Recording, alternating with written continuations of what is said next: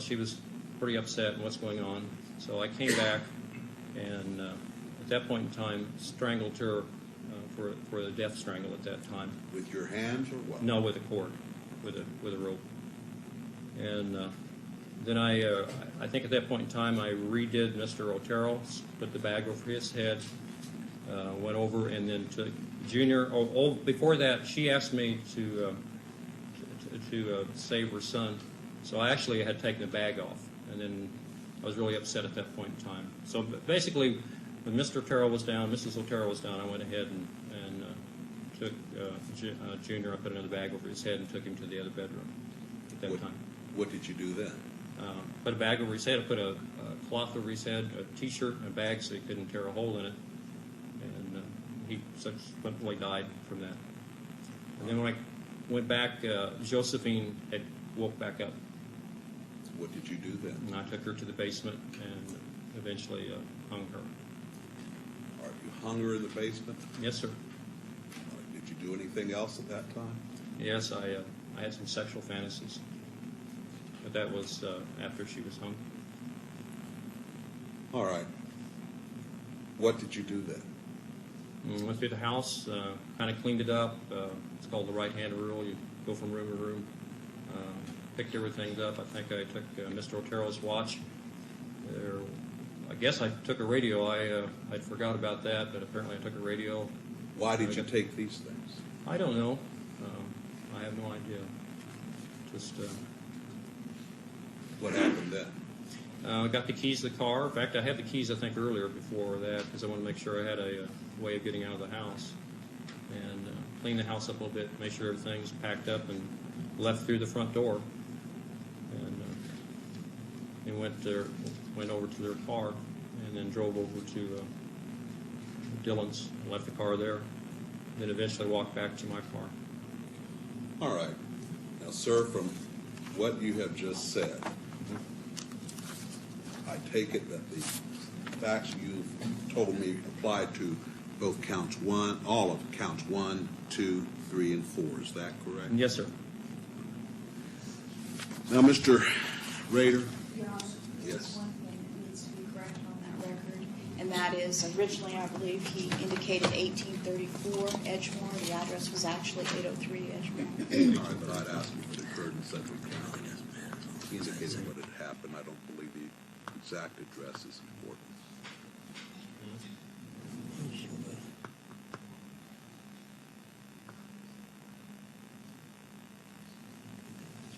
All right, Mr. Rader, we will now turn to count 5. In that count, it is claimed that on or about the 4th day of April, 1974, in Sedgwick County, Kansas, that you unlawfully killed Catherine Bright maliciously, willfully, deliberately, and with premeditation by strangulation and stabbing, inflicting injuries from which she did die on April 4th, 1974. Can you tell me what occurred on that day?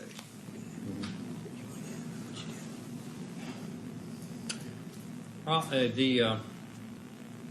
don't know how to exactly say that. I had many, what I call them projects. They were different people in the town that I followed, watched. Kathleen Bright was one of the next targets, I guess, as I would indicate. How did you select her? Just driving by one day, and I saw her go in the house with somebody else, and I thought that's a possibility. There was many places in the area.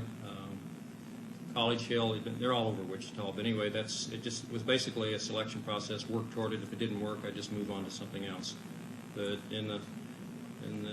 my kind of person, stalking and scrolling. You go through the trolling stage and then a stalking stage. She was in the stalking stage when this happened.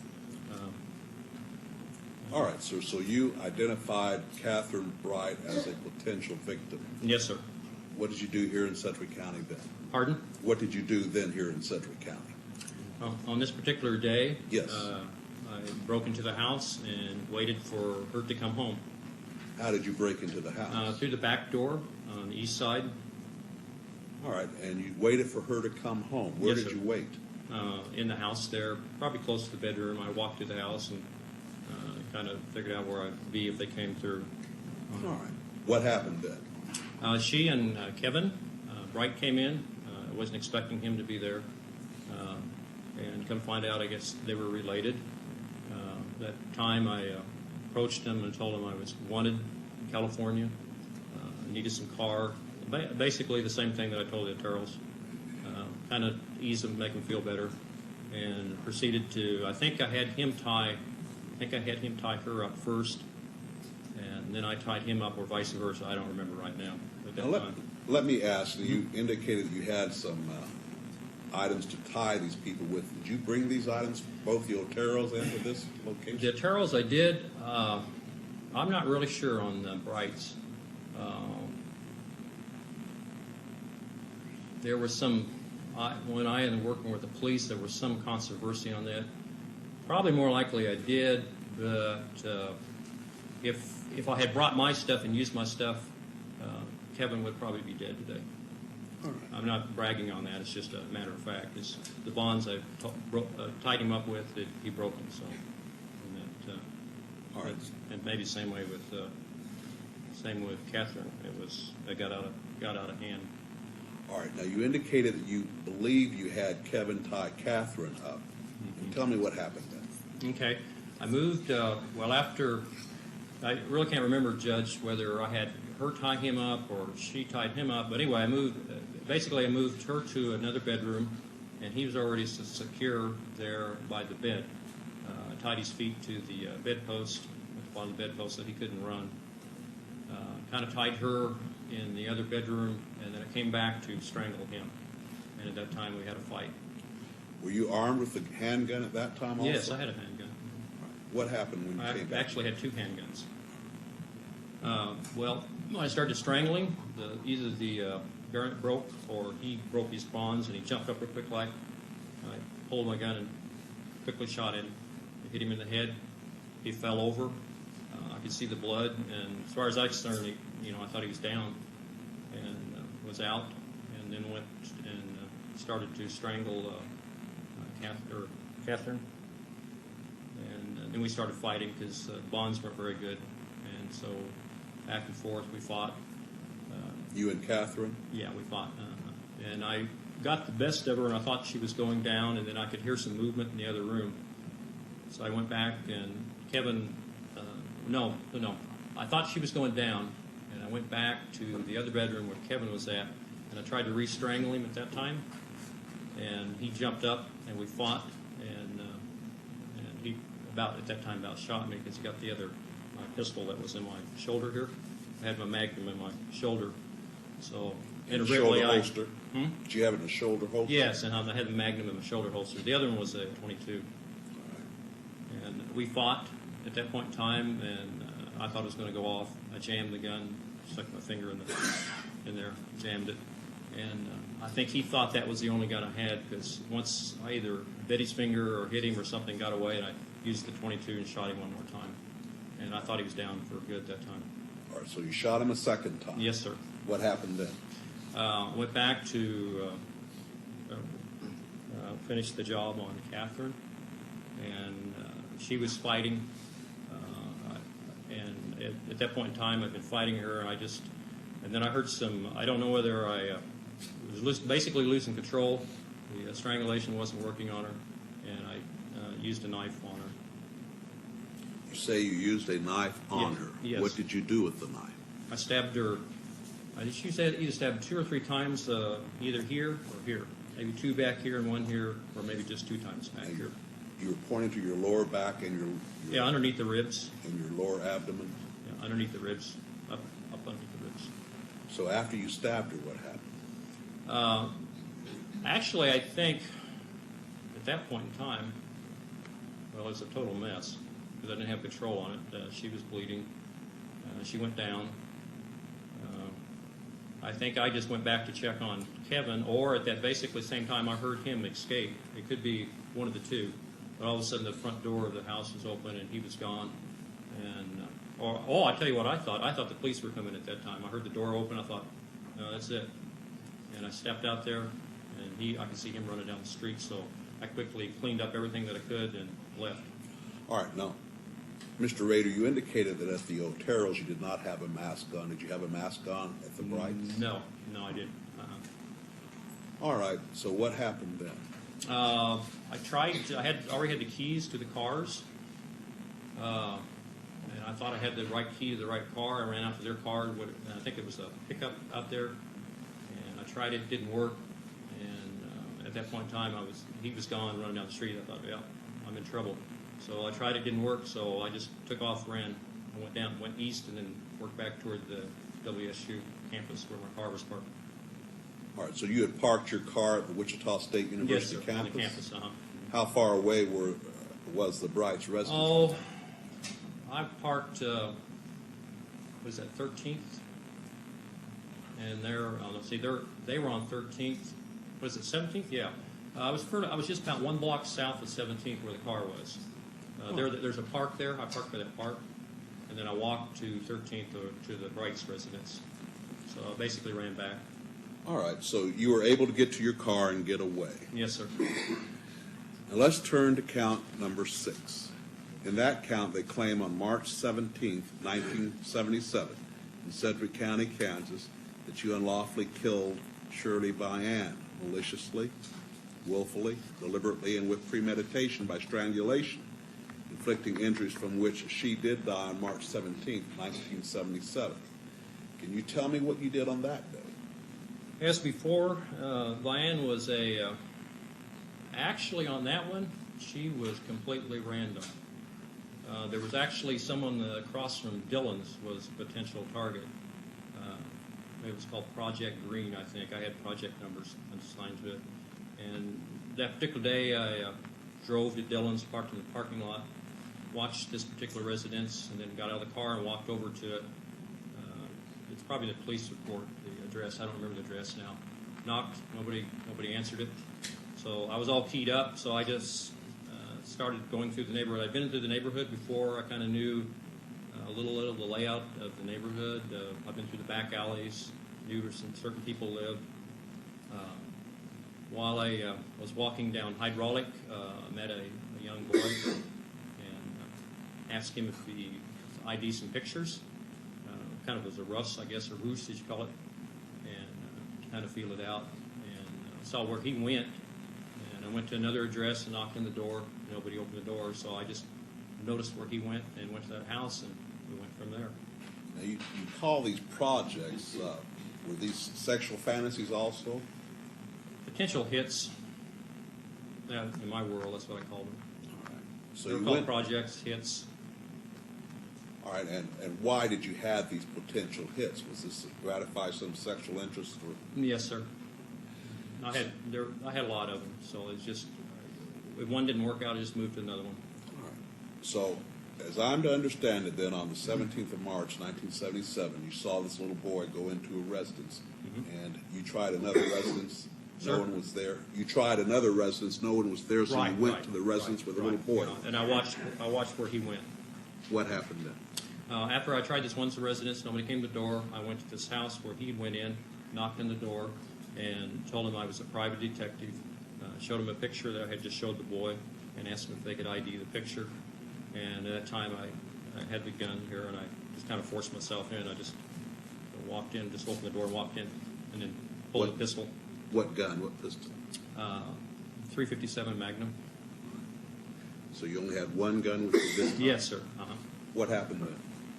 I told Mrs. Vian that I had a problem with sexual fantasies, that I was going to tie her up, and that I might have to tie the kids up, and if she would cooperate with me at that time. We went back. She was extremely nervous. I think she even smoked a cigarette. And we went back to one of the back areas of the porch, explained to her that I had done this before. And I think at that point in time, I think she was sick because she had her night robe on. And I think if I remember right, she had been sick. And I think she came out of the bedroom when I went in the house. So anyway, we went back to her bedroom, and I proceeded to tie the kids up, and they started crying and got real upset. So I said, no, this is not going to work. So we moved them to the bathroom. She helped me, and then I tied the door shut. We put some toys and blankets and odds and ends in there for the kids, make them as comfortable as we could. We tied one of the bathroom doors shut so they couldn't open it, and she went back and helped me shove the bed up against the other bathroom door. And then I proceeded to tie her up She got sick, threw up, got her a glass of water, comforted her a little bit, and then I went ahead and tied her up, and then put a bag over her head and strangled her. All right. Was this a plastic bag also? Yes, sir. I think it was, but I could be wrong on that. Okay, you put a But bag. it was something. I'm sure it was a plastic bag. Yeah. You say you put a bag over her head and strangled her. What did you strangle her with? I think on that I had tied her legs to the bedpost and worked up with the rope all the way up, and then what I had left over I looped over her neck. All right, so you used this rope to strangle her. Yes, I think it's the same one that I tied her body with. What happened then? Well, the kids were really banging on the door, hollering and screaming, and then the telephone rang, and they had talked about earlier that the neighbor was going to check on them, so I cleaned everything up real quick like and got out of there, left, and went back into my car. Now, when you say you cleaned everything, Well, I mean, put my stuff. I had a briefcase, whatever I had laying around, ropes, tape, cords. I threw that in there. Whatever, that I had that I brought in the house. had you brought that to the Bright residence also? Or- Now there is some. I think there was some basic stuff, but I don't remember bringing total stuff like I did to some of the others. Was this a kit that you had prepared? Yeah, beforehand? yes, I called my hit kit. All right, sir.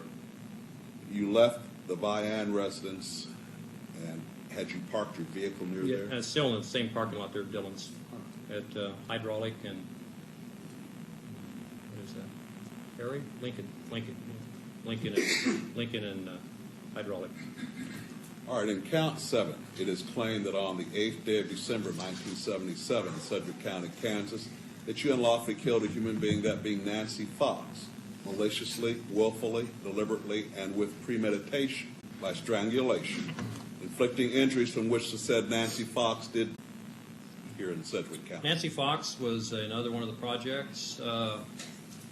When I was trolling the area, I noticed her go in the house one night. Sometimes I would, and anyway, I put her down as a potential victim. Now, let me ask you one thing, Mr. Rader. You used that term when you were patrolling the area. What do you mean? It's called stalking or trolling. So you were not working in any form or fashion. You Well, were just... I don't know if you read much about serial killers, they go through what they call the different phases. That's one of the phases they go through as a trolling stage. Basically you're looking for a victim at that time, and that you could be trolling for months or years. But once you lock in on a certain person, then you become stalking, and that might be several of them. But you really home in on that person. They basically become the Team, not a trolling. He did say trolling. I thought he said patrolling. Oh, okay. All right. No, I wasn't working, sir. All right. No, this was off my hours. All right, so you basically identified Nancy Fox as one of your projects. What happened then? At first, she was spotted, and then I did a little homework. I dropped by once to check the mailbox to see what her name was, found out where she worked, stopped by there once at Hillsburg, and kind of sized her up. The more I knew about a person, the more I felt comfortable with it. So I did that a couple of times.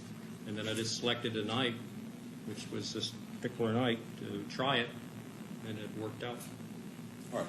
Can you tell me what you did on the night of December 8th, 1977? Now, about 2 or 3 blocks away, I parked my car and walked to that residence, knocked at the door, worked.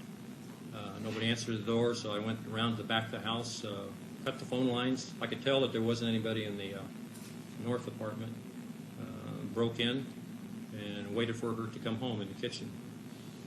All right. Did she come home? Yes, she did. What happened? I confronted her, told her there I had a problem, sexual problems, that I would have to tie her up and have sex with her. She was a little upset. We talked for a while. She smoked a cigarette. While we smoked a cigarette, I went through her purse, identifying some stuff. And she finally said, well, let's get this over with so I can go call the police. And I said, okay. And she said, can I go to the bathroom? I said, yes. She went to the bathroom and I told her when she came out to make sure that she was undressed. And when when she came out, I handcuffed her, and I don't really remember whether. Sir? You handcuffed her, you had a pair of handcuffs? Yes, sir.